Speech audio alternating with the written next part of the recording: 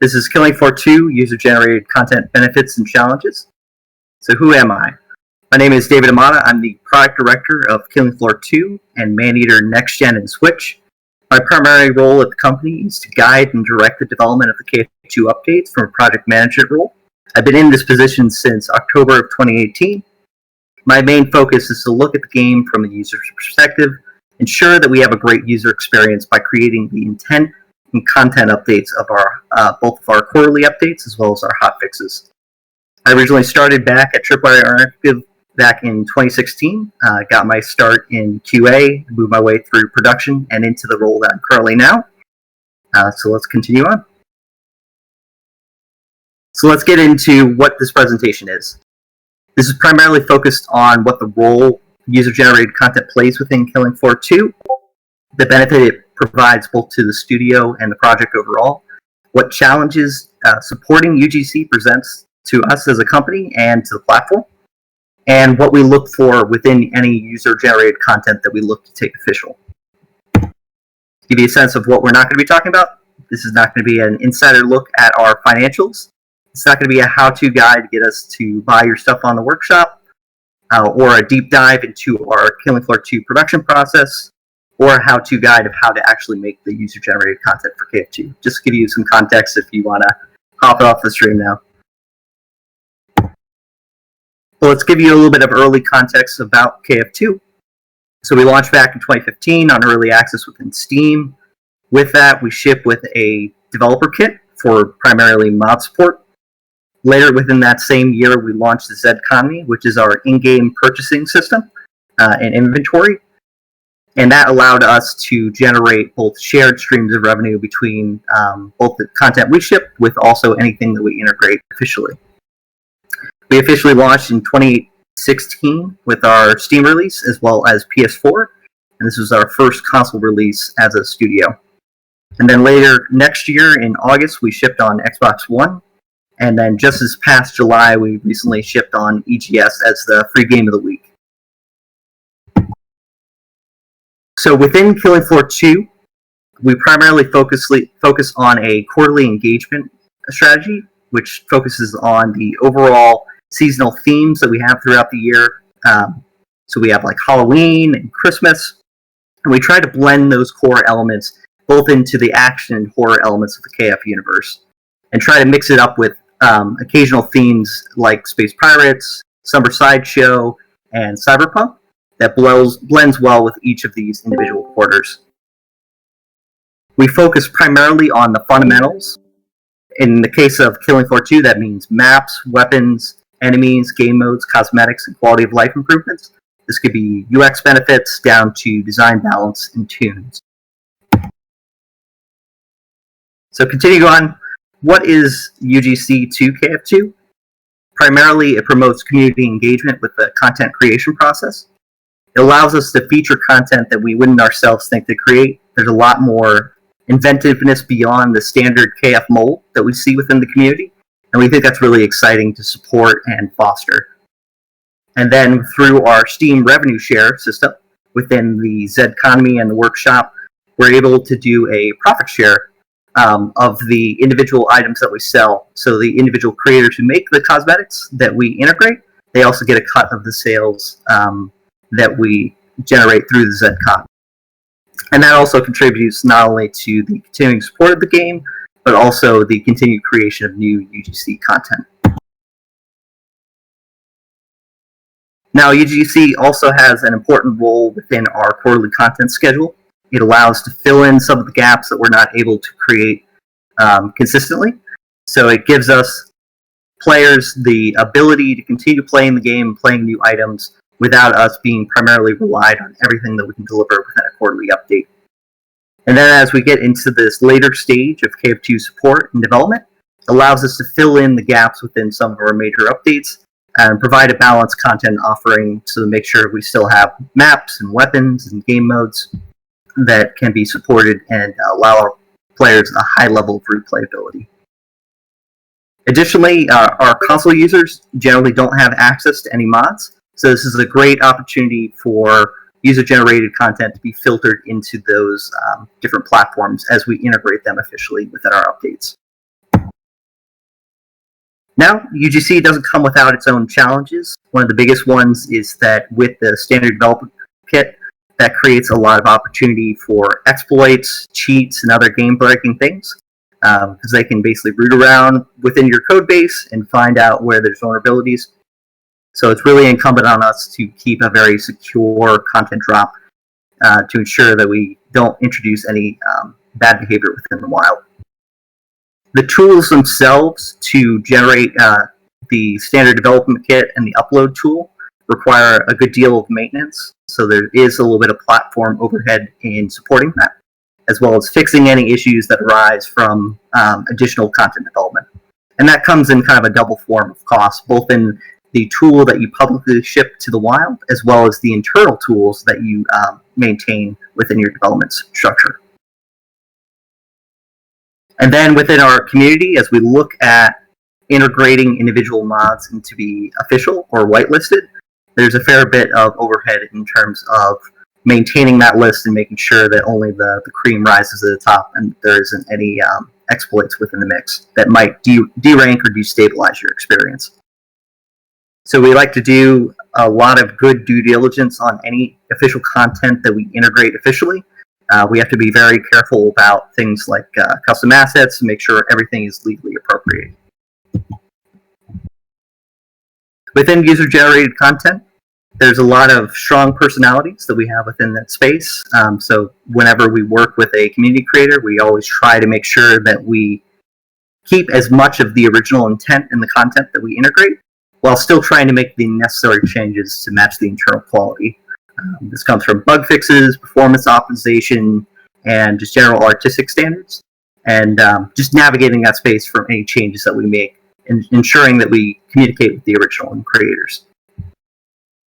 So within that, also as we expose a lot of the source assets within the SDK, that makes keeping a tight lid on any upcoming content that might be within the build secret is very difficult.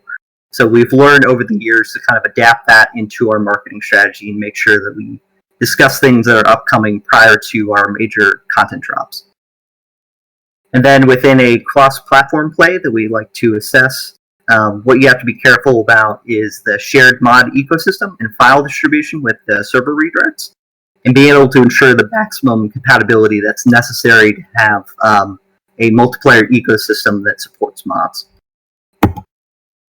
And then finally, as you start looking at supporting user-generated content across different platforms, especially in the console space, there's very strict technical and policy requirements within supporting mods. So having a uniform strategy that fits within all of those individual platforms can be a unique challenge to seeing how to keep things very equivalent and open and creative within your user base. So we employ a variety of different strategies to help foster community creators. First and foremost, you need to keep and maintain a stable, user-friendly SDK. We've kept that up within the various years of our updates. Additionally, the creators are always looking for new things to do, so you want to make sure that you add new tools and functionality to the SDK when able to, and really listen to your community forums and the original creators to see what kind of tools they're looking for, so you can try to factor that into your quality of life updates. And then a simple one is, like, as you continue to create new content and game modes and assets, those too will get factored into your mods, because they love being able to kit bash all of those elements to create something unique. So if your game has a in-game economy, setting up those revenue share models with creators really creates a financial incentive for them to want to develop content, and allows them to foster support for, as the game gets better and better, that they're feeling engaged and invested with it as well. And at certain points, we've also set up various contests with prizes, like our recent mapping contest we did back in 2019, and that helps surge a lot of unique content development by creating that incentive and deadline towards it. And then the simplest one overall is just make sure you maintain a very vibrant and active player base, because creators, like everyone else, wants someone to see their content, so making sure that you have the widest user base possible will help draw more community creators to your platform. So when we're looking to take something official, in particularly this case cosmetics, we try to gauge the artistic quality that matches the overall themes of, in this case, Killing Floor 2. We really try to look for unified, similar theme sets, because that gets easier to monetize. And then we try to avoid anything that has major technical issues that might require a lot of overhead to fix. Within Steam, it also provides a lot of good analytics to see what's getting voted up and down, and you can use that to help better make your decisions on what's going to be popular and successful for your official integration. Additionally, if you have community content that's an extension of a previously released set, you can gauge the financial viability of that previous set on the market, and that'll help better incentivize you to want to do repeat sets. So if you can see on Killing Floor 2, any of the ones where we've done multiple series of a unified set, you can be pretty confident those were very popular and successful. This is also about community communication, so you need to have a good working relationship with the creator, and that allows you to best work with them to address any changes that might need to be made in order for it to be officially integrated. When it comes to cosmetics, the wide array of characters that we have, making sure that all of the cosmetics fit to them best and are widely compatible is really important, because it's what allows you to better market to the larger user base. And then, even better, if that community content blends with an upcoming update theme, like Halloween or Christmas, then having that unified, cohesive set makes the update feel more cohesive as a whole. And then a lot of the same rules apply to maps. We look for artistic quality, the creative use of the assets in the game to create new environments and spaces. We really pay attention strongly to optimization for performance. We want to ensure that all players on all platforms, especially for console, to ensure that it runs very smooth and silky 60 FPS, and that the most popular game modes that we have, from survival, endless, and weekly, are supported within the game modes. We also pay attention very carefully to the design and layout of each of the maps that we integrate, to making sure that they adhere to certain standards like spawn volume placement, density, layout, flow, and fits within the core strong fundamentals of our systems. Sounds simple, but trying to keep it as bug-free as possible. You want to ensure that you're not going to be having to go in and start rooting out a lot of different problems, whether it be collision, blocking moment issues. A big no-no is don't use any unlicensed materials or assets. That's always going to have to be stripped out and remade, and that's a big disincentive for something that we look at when we want to take it official. And then anything that makes our lives a lot easier to bring your content official is a good incentive for us to take a look at. And with the relationship that we have with those community creators, so ensuring that we have a good partnership with those people is important in looking at what type of maps we want to take in internally. And then, like the cosmetics, if you have a community map that jives with the overall theme of your quarterly update, that's what we look for strongest in order to help make that theme feel cohesive. So, as a recap, user-generated content is a great way to build engagement with your community. It supplements the content beyond what you can officially create. It helps develop a talented pool of creators that will already understand your engine. So from a recruiting perspective, it is also very beneficial from there. And a lot of the designers and creators we have at Tripwire originally got their start in the modding scene. But some of the challenges they incorporate is they always come at a high maintenance cost. You need to maintain a stable, publicly available SDK, expose your build to leaks and exploits, and you have a lot of challenges in supporting a lot of different platforms that we have. So finally, some best practices. When looking to integrate community content, make sure you seek out content that closely matches your internally established quality standards.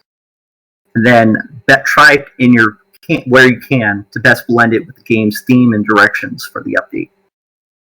And then everything kind of really focuses on the relationship of your creators and making sure you keep a good partnership between yourselves and the community overall.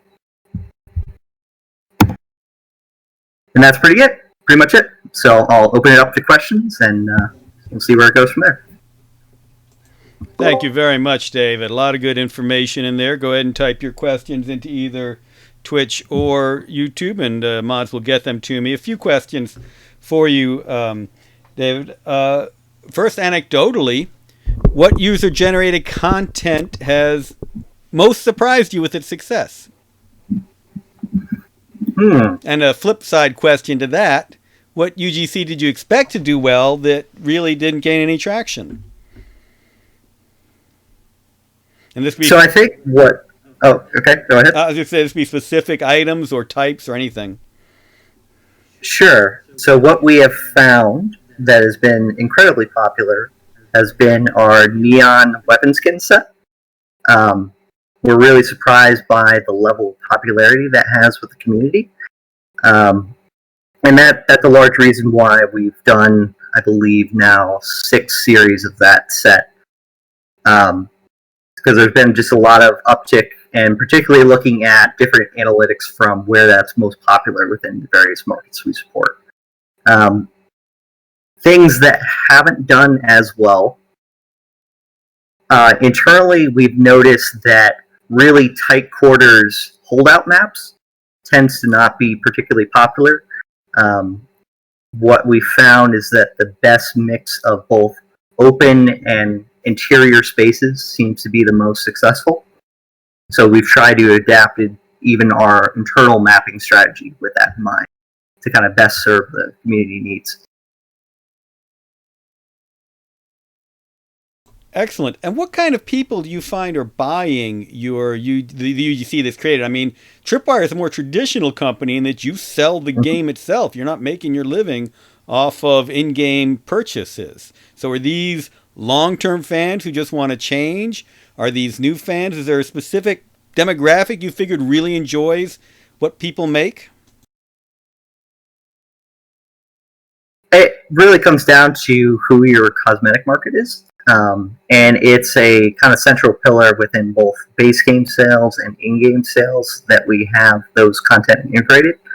The demographic we have, it kind of matches the internal demographic we have for the base game itself. It's mostly hardcore users, people who stick with the game for longer than a month after they purchase. So it's really that highly engaged user that's there for you every quarterly update. That's going to make the bulk up for your sales. We love those users, absolutely. So you mentioned that Tripwire likes to hire out of its UGC community. Can you talk a little bit about what makes somebody stand out? Is it their reliability, their creativity, their some particular skills? It's all of the above. Video game development is an extremely collaborative experience. So anything that demonstrates you have both high talent and ability to communicate and work with others is a good incentive for us to take a serious look at you as a potential hire.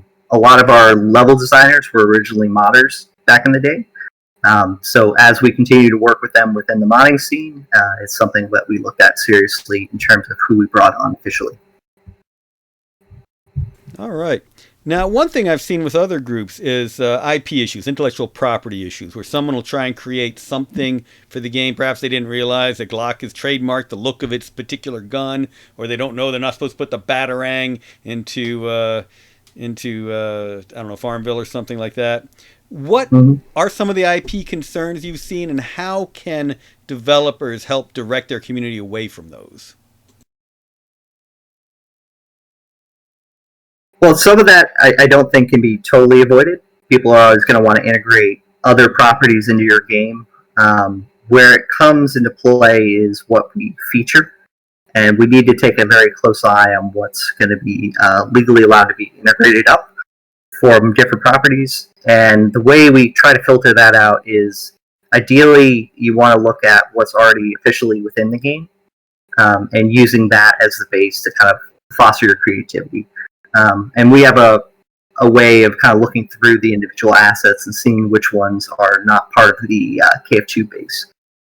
So having good filtering methods that allow you to see which individual assets are integrated are fully custom, and also doing some due diligence on looking at some of the assets at the various kind of content databases that you have out there.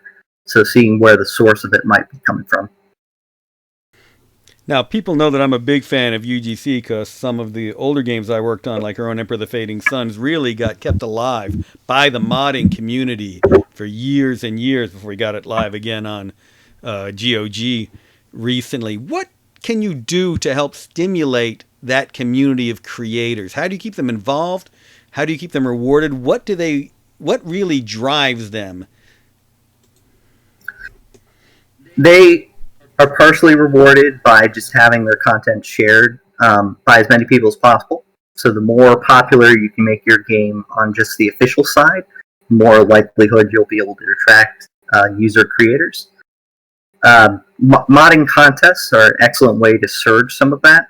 So being able to have potential rewards, whether it be financial or incentives for their content to be fully featured as the part of the updates, certainly gives that incentive structure to it for those modders. And then just keeping a strong community and featuring modded content as part of your social media portals also helps kind of foster that generation. So the more visibility you put on your UGC scene, the more content you can expect to kind of get out of that. Let's talk a little bit about that back and forth communication, because that can be one of the trickiest parts. People will come out of nowhere creating interesting content. You'll be having to figure out how to interact with them. How do they find you? How do you find them? And how do you then continue a dialogue? So Steam and Discord is a great way for us to kind of reach out and talk with our community. A lot of them are in our Discord channel where we'll interact with them within our community management team, as well as various portals like our forums, the Reddit page we have, and Steam as well, where we can talk directly with the creators on their workshop pages.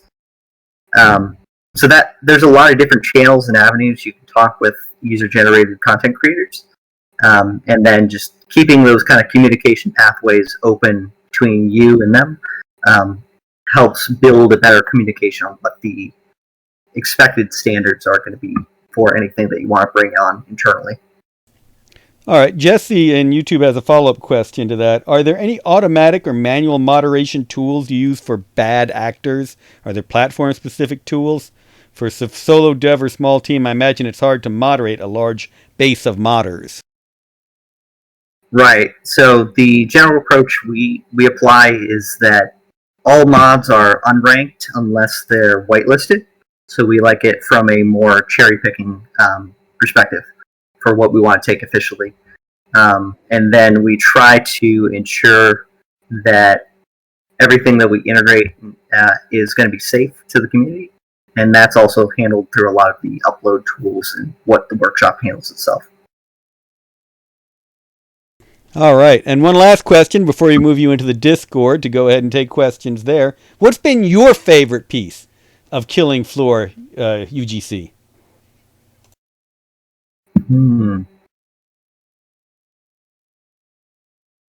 I'd have to say some of the really creative filters that we've seen on some of the maps has been really interesting. It almost transforms the entire game when you start getting like a cel-shaded look. So it's been really impressive to see what people have been able to play on the rendering side with the user-generated content to kind of transform KF2 into a totally different game experience.